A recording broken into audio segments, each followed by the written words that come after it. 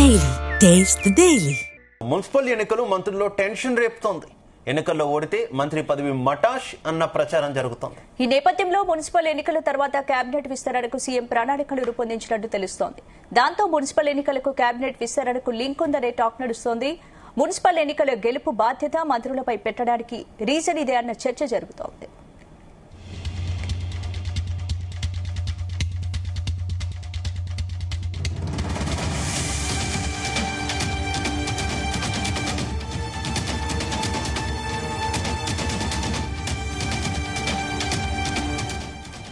ఒకవేళ మంత్రుల జిల్లాలో ఓటమి పాలైతే మంత్రి పదవులు ఓడడం ఖాయమని భావిస్తున్నారు. మున్సిపల్ ఎన్నికలను ప్రతిష్టాత్మకంగా తీసుకున్న సీఎం ప్రతిపక్షాలకు అవకాశం ఇవ్వకూడదనే ఆలోచనలో ఉన్నట్టు సమాచారం.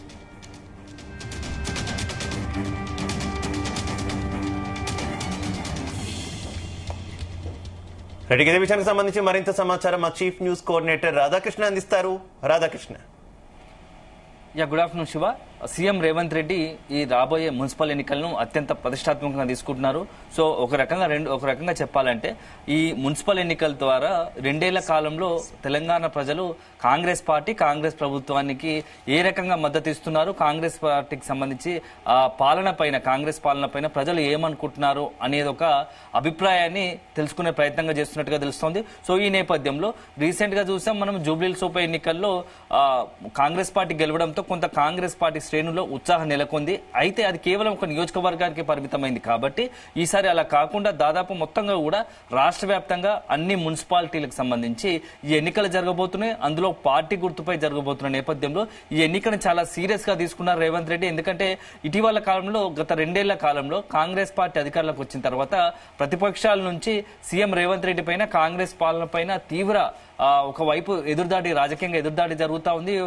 పాలన పైన తీవ్ర విమర్శ. ఈ నేపథ్యంలో మన జూబ్లీహిల్స్ ఉప ఎన్నిక గెలిచిన తర్వాత కొంత రిలీఫ్ అయినప్పటికీ ఇప్పుడు వచ్చేది అసలైన సవాల్గా మారుతుంది. ఈ నేపథ్యంలో ఈ యొక్క కాంగ్రెస్ పార్టీకి సంబంధించి ప్రజల్లో ఇంకా పాలన పట్ల సంతృప్తిగా ఉన్నారు అనే దానికి ఈ ఫలితాలు నిరసనంగా ఉండాలనే ఒక ఉద్దేశంతో సీఎం రేవంత్ రెడ్డి వ్యూహాత్మకంగా అడుగులు వేస్తున్నట్టుగా తెలుస్తోంది. ఈ నేపథ్యంలో మొత్తంగా కూడా ఈ మున్సిపల్ ఎన్నికల్లో ఖచ్చితంగా విజయం సాధించాల్సిందే. మొత్తంగా మెజార్టీ సీట్లు మున్సిపల్ ఎన్నికల్లో కాంగ్రెస్ పార్టీ గెలవాల్సిందే అని చెప్పేసి ఒక పట్టుదలతో ఉన్నట్టుగా తెలుస్తోంది. ఈ నేపథ్యంలో మొత్తంగా కూడా బాధ్యతలు ఆయా జిల్లాలకు సంబంధించి మంత్రులకు మున్సిపల్ ఎన్నికల బాధ్యతలను అప్పచెప్పే పరిస్థితి కనబడుతోంది. సో ఫిబ్రవరి మొదటి వారం లేకుండా ఫిబ్రవరి 10వ తేదీ లోపు ఎన్నికలను మొత్తం పూర్తి స్థాయిలో ఎన్నికల ప్రక్రియ ముగించాలని అనుకుంటుంది. ఈ నేపథ్యంలో రాబోయే 2-3 రోజుల్లో ఈ మున్సిపల్ ఎన్నికల షెడ్యూల్ విడుదల కాబోతోంది. దాదాపు 117 మున్సిపాలిటీలు 6 కార్పొరేషన్లకు సంబంధించి ఎన్నికలు జరగబోతున్న నేపథ్యంలో మొత్తంగా ఈ ఎన్నికల్లో ఎలా ఉండబోతోంది, ఇప్పటికే గ్రౌండ్ లో ఎవరిలో ఎలాంటి పరిస్థితి ఉంది. సో తెలంగాణలో కాంగ్రెస్ పార్టీ దశాబ్ద కాలం తర్వాత తెలంగాణ వచ్చిన తర్వాత అధికారంలోకి రావడం, అదే సందర్భంలో కాంగ్రెస్ పార్టీ కొన్ని నిర్ణయాలు తీసుకుంటున్నప్పటికీ ప్రజలకి అవి చేరు కాకపోవడం ఒక ఎత్తు అయితే, మరోవైపు ప్రతిపక్షాల నుంచి పెద్ద ఎత్తున ఎదురుదాడి వస్తుంది. ఈ నేపథ్యంలో వీటన్నిటికీ చెక్ పెట్టాలంటే ఖచ్చితంగా మున్సిపల్ ఎన్నికల్లో గెలిచి తీరాల్సిందే అనే ఒక ఉద్దేశంతో సీఎం రేవంత్ రెడ్డి ఉన్నారు. సో మొత్తం కూడా ఈ బాధ్యత ఇప్పుడు చాలా సీరియస్ గా తీసుకున్నటువంటి రేవంత్ రెడ్డి మంత్రులకు కూడా ఈ యొక్క ఎన్నికలకు సంబంధించి బాధ్యతను అప్పచెప్పారు. ఎవరైతే మొత్తం ఆయా జిల్లాలకు సంబంధించిన మంత్రులు బాధ్యత తీసుకుని మున్సిపల్ ఎన్నికల్లో ఆ యొక్క నియోజకవర్గాలు ఉన్నటువంటి ఆ జిల్లాకు సంబంధించినటువంటి అన్ని మున్సిపాలిటీలను ఖచ్చితంగా గెలిచి తీరాల్సిందే అనేది ఒక అల్టిమేట్ జారీ చేసినట్టుగా తెలుస్తోంది. సో రేపు ఏదైతే మేడారంలో గతంలో ఎప్పుడు లేనట్టుగా చరిత్రలో లేనట్టుగా రేపు మేడారంలో రాష్ట్ర కేబినెట్ భేటీ జరగబోతా ఉంది. సో కేబినెట్ భేటీలో కూడా ఇదే అంశాన్ని రేవంత్ రెడ్డి ప్రస్తావించే అవకాశం కనబడతా ఉంది. సో ఒకవైపు మీకు మంచి అవకాశం వస్తోంది. సో మున్సిపల్ ఎన్నికల్లో కాంగ్రెస్ ప్రభుత్వం తీసుకుంటున్న నిర్ణయాలు ప్రజలకు చేరవేయాలి. అదే సందర్భంలో మనం తీసుకుంటున్న నిర్ణయాల పట్ల కాంగ్రెస్ సంబంధించి ప్రజలకు మద్దతు కూడగొట్టాలంటే ఈ ఎన్నికలు గెలిచి తీరాల్సిందే అని చెప్పేసి కొంత చెప్పే అవకాశం కనబడుతుంది. ఈ నేపథ్యంలో ఆయా జిల్లా బాధ్యతలు మంత్రులకు అప్పచెప్పి ఎన్నికల్లో గెలిచి తీరాలి, లేకుంటే ఎన్నికల తర్వాత దీనికి సంబంధించి కొంత నిర్ణయాలు కూడా కఠిన నిర్ణయాలు తీసుకునే అవకాశంలో సీఎం రేవంత్ రెడ్డి ఉన్నట్టుగా తెలుస్తోంది. ఎందుకంటే ఇప్పటికే గత కొద్ది రోజులుగా రాష్ట్రంలో కేబినెట్ విస్తరణకు సంబంధించి పెద్ద ఎత్తున ప్రచారం జరుగుతున్న సంగతి తెలిసిందే. అసలు అన్ని అనుకున్నట్టుంటే సీఎం రేవంత్ రెడ్డి మొదటగా భావించినట్టే జనవరి మొదటి వారంలో ఈ నెల మొదటి వారంలోనే కేబినెట్ విస్తరణ జరగాల్సి ఉన్నప్పటికీ కొంత డిలే జరిగింది. దానికి కారణం ఏంటంటే అధిష్టానం కూడా కొంత గ్రీన్ సిగ్నల్ ఇచ్చినప్పటికీ ఇక మున్సిపల్ ఎన్నికలు రాష్ట్రంలో నెలకొన్న తాజా రాజకీయ పరిణామాల నేపథ్యంలో కొంత వెనుకడుగు వేసినట్టుగా తెలుస్తోంది. సో ఇప్పుడు దీన్ని అందుకొచ్చిన అవకాశంగా తీసుకుని మున్సిపల్ ఎన్నికలను ఒక టార్గెట్ గా ఫిక్స్ చేసి మంత్రులకు ఎవరైతే మంత్రులు మున్సిపల్ ఎన్నికల్లో కొంత మంచి సక్సెస్ఫుల్ గా ఉంటే సరే, లేదంటే ఏదైనా ఆ యొక్క జిల్లాకు సంబంధించి మంత్రులు యొక్క మున్సిపల్ ఎన్నికల్లో సరైన ఫలితాలు సాధించకుంటే అప్పుడు ఖచ్చితంగా వేటు వేస్తే ఎలా ఉంటుంది అనే ఒక ఆలోచనలో రేవంత్ రెడ్డి ఉన్నట్టున్నారు. ఒక రకంగా అల్టిమేటం జారీ చేస్తూనే మరోవైపు మంత్రివర్గంకి సంబంధించి విస్తరణ కూడా కొంత ఏదైతే అవకాశాలు మెరుగుపరుచుకుంటున్నట్టుగా తెలుస్తోంది. ఎందుకంటే ప్రస్తుతం సీఎం రేవంత్ రెడ్డితో కలుపుకొని కేబినెట్ లో 16 మంది ఉన్నారు. సో ఇంకో ఇద్దరికి అవకాశం ఉంటుంది. దాదాపుగా 2 సంవత్సరాలు మూసింది, మరొక 2 సంవత్సరాలు తర్వాత ఎన్నికల సీజన్ మొదలవుతుంది. కాబట్టి ఖచ్చితంగా కేబినెట్ విస్తరణ జరిగి పూర్తి స్థాయిలో కేబినెట్ ఉండాల్సిందే. కాబట్టి మరో ఇద్దరికి అవకాశం ఉంటుంది. సో 18 మంది అవుతారు. అయితే ఉన్న వాటిలో 3 నుంచి 4 మారుస్తారని చెప్పేసి గత కొద్ది రోజులుగా కూడా ప్రచారం జరుగుతుంది. కాబట్టి ఇప్పుడు దానికి అవకాశంగా మలుచుకొని చివరి అవకాశంగా మంత్రులకు సంబంధించి ఎవరైతే సీఎం రేవంత్ రెడ్డి 3-4 మంత్రుల తీరు పట్ల, వారి యొక్క ప్రవర్తన పట్ల, వారి యొక్క వ్యవహార శైలి పట్ల కొంత అసంతృప్తిగా ఉన్నారు. సో దీనివల్ల పార్టీకి వాళ్ళు చేస్తున్న గతంలో వాళ్ళు తీసుకున్న నిర్ణయాలు కావచ్చు, వాళ్ళు మాట్లాడిన తీరు పార్టీకి కొంత డ్యామేజ్ చేసిన ధర్మిల ఇప్పుడు దాన్ని అవకాశంగా మలుచుకొని ఇప్పుడు ఒక అవకాశం ఇచ్చి చూద్దాం. చివరగా ఒకవేళ కనుక మున్సిపల్ ఎన్నికల్లో వీళ్ళు ఖచ్చితంగా మంచి ఫలితాలు సాధిస్తే కంటిన్యూ అవుతారు, లేదంటే మాత్రం ఖచ్చితంగా వేటు వేయాల్సి తప్పదు ఇక అని చెప్పేసి కొంత ఈ యొక్క సీఎం రేవంత్ రెడ్డి మంత్రులకు ఈ యొక్క హింట్ ఇచ్చే అవకాశం కనబడుతోంది. అదే సందర్భంలో ఇక ప్రతిపక్షాలకు సంబంధించి 2 ఏళ్ల కాలంలో సీఎం రేవంత్ రెడ్డి అదేవిధంగా కాంగ్రెస్ పార్టీ పైన తీవ్ర ఎత్తున విమర్శలు చేస్తున్నారు. కాబట్టి సో ఇది ఒక మంచి మున్సిపల్ ఎన్నికలను ఆసరాగా చేసుకొని ప్రతిపక్షాలకు ఎవరైతే తమని విమర్శిస్తున్నారో, కాంగ్రెస్ పార్టీని వ్యక్తిగతంగా సీఎం రేవంత్ రెడ్డిని విమర్శిస్తున్నారో వాటన్నిటికీ ఆ చేస్తున్న ఆరోపణలకు, విమర్శలకు చెక్ పెట్టాలని ఒక ఆలోచనలో రేవంత్ రెడ్డి ఉన్నట్టున్నారు. ఇదే ఒకే సమయంలో 2 పిట్టలు అన్నట్టుగా, ఒకే దెబ్బకు 2 పిట్టలు అన్నట్టుగా ఒక వైపు ఏమో సొంత ఆ కేబినెట్ లోని మంత్రులకు కొంత ఒక రకంగా సవాల్ విసరడము, ఒక రకంగా పరీక్ష పెట్టడంతో పాటుగా ఇటు ప్రతిపక్షాలకు కూడా కొంత సవాల్ విసిరినట్టుగా. ఎందుకంటే మున్సిపల్ ఎన్నికలకు సిద్ధం కాండి, ఇక జనాల్లో ఎలా అంటే అభిప్రాయం ఉందో తేల్చుకోవడానికి సిద్ధంగా ఉన్నట్లుగా కూడా ఆ రేవంత్ రెడ్డి అడుగులు వేస్తున్నట్టుగా తెలుస్తోంది. సో రేపు కేబినెట్ భేటీలో చాలా మున్సిపల్ ఎన్నికలకు సంబంధించి పూర్తి స్థాయిలో ఈ యొక్క చర్చ జరగబోతున్నట్టుగా తెలుస్తోంది. ఇప్పటికే సీఎం రేవంత్ రెడ్డి నిన్నటి నుంచి కూడా జిల్లా పర్యటన మొదలు పెట్టారు. నిన్న ఆదిలాబాద్ జిల్లాలో పర్యటించారు. సో అక్కడ అభివృద్ధి పనులకు శంకుస్థాపన చేయడం, అదే సందర్భంలో మున్సిపల్ ఎన్నికలకు నిన్ననే ఎన్నికల అధికారికంగా అఫీషియల్ గానే నిన్న అతను సీఎం రేవంత్ రెడ్డి ఎన్నికల ప్రచారం నిర్వహించినట్టుగా మనం భావించాల్సి ఉంటుంది. సో ఈ రోజు సీఎం రేవంత్ రెడ్డి సొంత జిల్లా అయినటువంటి మహబూబ్ నగర్ జిల్లా, పాలమూరు జిల్లాలో కూడా ఈ రోజు కాసేపట్లో పర్యటించబోతున్నారు. అక్కడ జడ్చల నియోజకవర్గంతో పాటు మహబూబ్ నగర్ జిల్లాకు సంబంధించి హెడ్ క్వార్టర్ లో బహిరంగ సభ పెట్టి ఈ ఎన్నికలకు సంబంధించి వడివడిగా అడుగులు వేస్తూ అక్కడ ఉన్నటువంటి కాంగ్రెస్ పార్టీ శ్రేణులను సన్నద్ధం చేయడంతో పాటు కాంగ్రెస్ నేతలకు, ఎమ్మెల్యేలకు కొంత సీరియస్ గానే డైరెక్షన్స్ ఇచ్చేసి అవకాశం కనబడుతోంది. సో ప్రజల్లో కాంగ్రెస్ పార్టీ పట్ల సానుకూలంగా ఉన్నారు, దాన్ని మనము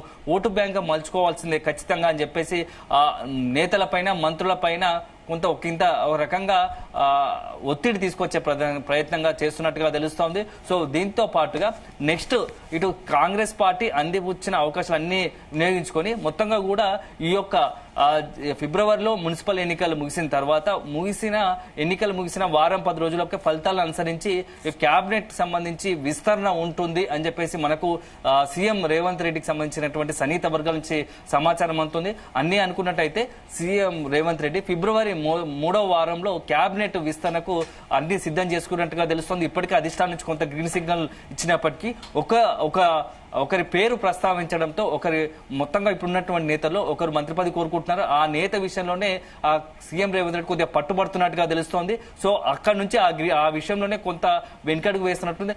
ఆ వ్యక్తికి సంబంధించి సీఎం రేవంత్ రెడ్డి అత్యంత సన్నిహితులైన ఆ వ్యక్తికి సంబంధించి మంత్రివర్గంలో చోటు దక్కించుకోవడానికి అన్ని రకాలుగా ప్రయత్నం చేస్తున్నారు. సో ఈ మున్సిపల్ ఎన్నికల తర్వాత ఒకవేళ కనుక positive results CM Revanth Reddy భావించినట్టయితే కాంగ్రెస్ పార్టీకి అన్ని సానుకూలంగా నిర్ణయాలు ఫలితాలు వచ్చుంటే ఖచ్చితంగా అధిష్టానం కూడా సీఎం రేవంత్ రెడ్డి అనుకున్న వ్యక్తికి మంత్రి పదవి ఇచ్చే అవకాశం ఉంటుందని చెప్పేసి కూడా కాంగ్రెస్ హైకమాండ్ చెప్తున్న పరిస్థితి కనబడుతోంది. సో అల్టిమేట్ గా సీఎం ఇటు క్యాబినెట్ విస్తరణలో తన అనుకున్న వ్యక్తులకు పెద్దపీట వేయడం, తన అనుకున్న వ్యక్తులను 2 వ్యక్తులకు అవకాశం కల్పించడంతో పాటు పాత వాళ్ళు ఎవరైతే ఉన్నారో మున్సిపల్ ఎన్నికల్లో సరైన ఫలితాలు సాధించలేరో ఆ జిల్లాలకు సంబంధించి మంత్రుల మార్పు కూడా ఉండబోతుంది అని చెప్పేసి కూడా ఒక హెచ్చరిక జారీ చేస్తున్నట్టుగా తెలుస్తోంది. సో ఈ నేపథ్యంలో ఇప్పుడు మొత్తం మున్సిపల్ ఎన్నికలంతా కూడా చాలా రసవత్తర పోరుగా మారబోతున్నాయి. రీసెంట్ గా చూసాం గత నెల అంటే 2020 డిసెంబర్ లో జరిగినటువంటి సర్పంచ్ ఎన్నికల్లో అవి పార్టీ గుర్తుపై ఎన్నికలు జరగనప్పటికీ అన్ని రాజకీయ పార్టీలు అధికార పార్టీ కాంగ్రెస్ తో పాటు ప్రధాన ప్రతిపక్షం బీఆర్ఎస్ బీజేపీలు కూడా చాలా అత్యంత ప్రతిష్టాత్మకంగా తీసుకునే గతంలో ఎప్పుడు లేనట్టుగా కూడా నియోజకవర్గం సంబంధించిన ఎమ్మెల్యేలు, మాజీ మంత్రులు, మాజీ ఎమ్మెల్యేలు సహా మొత్తం కూడా అధికార పార్టీకి సంబంధించి అటు ప్రతిపక్ష పార్టీకి సంబంధించిన కీలక నేతలంతా కూడా నియోజకవర్గంలో పర్యటించి తమ పార్టీ మద్దతుదారులు సర్పంచులుగా ఎన్నిక కావడానికి గెలుపొందడానికి అన్ని రకాలుగా ప్రచారం నిర్వహించిన పరిస్థితి కనబడుతుంది. సో ఒకవైపు పార్టీ గుర్తులపై జరగని ఎన్నికలకే సర్పంచ్ ఎన్నికలకే అంత సీరియస్ గా తీసుకున్నటువంటి రాజకీయ పార్టీలు ఇప్పుడు పార్టీ గుర్తుపై జరగబోతున్నాయి మున్సిపల్ ఎన్నికలు. సో ఈ నేపథ్యంలో చాలా ప్రతి మున్సిపాలిటీని చాలా అత్యంత క్రియాశీలకంగా కీలకంగా భావిస్తున్న నేపథ్యంలో ఎన్నికలు చాలా రసవత్తరంగా కొనసాగే అవకాశం కనబడుతోంది. దీనికి తోడు ఇటీవల కాలంలో రాష్ట్ర ప్రభుత్వం తీసుకున్నటువంటి అత్యంత కీలకమైన నిర్ణయం ఏదైతుందో బీసీకి సంబంధించి బీసీలకు 42% రిజర్వేషన్ కల్పిస్తామని చెప్పేసి చెప్పిన పరిస్థితి. అయితే ఇది కొన్ని అనివార్య కారణాలతో హైకోర్టుకు సంబంధించి హైకోర్టులో కూడా రాష్ట్ర సంబంధించి అదే మొత్తంగా కూడా సుప్రీంకోర్టు గైడ్ లైన్స్ ప్రకారం మొన్న 42% రిజర్వేషన్ కు రాష్ట్ర ప్రభుత్వం తీసుకున్న నిర్ణయానికి మొత్తంగా కూడా అది కొంత అడ్డంకిగా మారింది. ఈ నేపథ్యంలో బీసీలకు 42% రిజర్వేషన్లు కూడా అధికారికంగా ఇవ్వలేని పరిస్థితి కనబడుతున్న నేపథ్యంలో సో రాష్ట్ర ప్రభుత్వము తమకు ఏదైతే ఎన్నికల ముందు తర్వాత కూడా కాంగ్రెస్ పార్టీ 42% రిజర్వేషన్ అమలు చేస్తారని చెప్పింది. సో ఇప్పటికీ అది అధికారిక రూపం దాల్చలేదు కాబట్టి కొంత బీసీల అసంతృప్తి ఉంది అని చెప్పి తెలుస్తోంది. రీసెంట్ గా మనం చూసాం ఈ రోజు కూడా బీసీ జేఏసీ సంబంధించిన జాజుల శ్రీనివాస్ గౌడ్ ప్రెస్ మీట్ పెట్టి ఇదే అంశాన్ని కూడా ప్రస్తావించే అవకాశం కనబడతా ఉంది.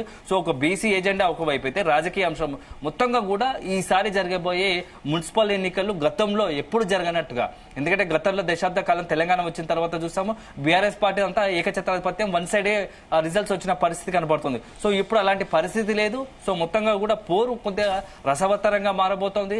ఏ ఎన్నికైనా అధికార పార్టీకి కొంత అడ్వాంటేజ్ గా ఉండే అవకాశం ఉన్నప్పటికీ కానీ ఈసారి ఇలా ఎన్నిక ఉండే అవకాశం కనబడుతోంది. ఎందుకంటే ఇటు బీఆర్ఎస్ కావచ్చు బీజేపీ కావచ్చు ఈ ఎన్నికను కూడా చాలా అత్యంత ప్రతిష్టాత్మకంగా తీసుకుంటున్నాయి.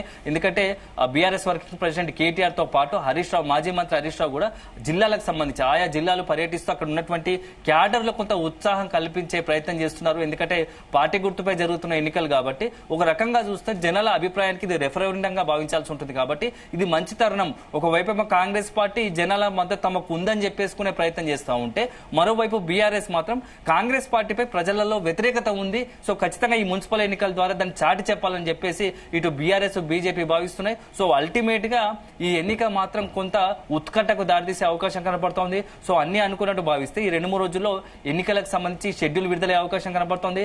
ఇప్పుడే ఎన్నికల సంఘం ఇప్పటికే ఎన్నికల సంఘం రిజర్వేషన్లు ఖరారు చేసింది. సో దానికి తోడు రీసెంట్ గా ఎన్నికల సంఘానికి సంబంధించినటువంటి ఎన్నికల సంఘం మొత్తంగా కూడా రాష్ట్ర ఎన్నికల సంఘ కమిషన్ మొత్తంగా కూడా ఇటు ఐఏఎస్ ఐపీఎస్ అధికారులతో కూడా భేటీ అయింది. ఎందుకంటే ఎన్నికలు గతంలో సర్పంచ్ ఎన్నికలు 3 దఫాల్లో నిర్వహిస్తే ఈసారి మున్సిపల్ ఎన్నికలు ఒకే రోజు ఒకే దశలో నిర్వహించాలని అనుకుంటుంది. సో దీనికి సంబంధించి అటు శాంతి భద్రత సమస్య తలెత్తకుండా అదే సందర్భంలో అన్ని ఏర్పాట్లు ఎన్నికలకు సంబంధించి ఏర్పాట్లకు కూడా సంబంధించి ఇప్పటికే సమీక్ష నిర్వహించిన పరిస్థితి కనబడుతోంది.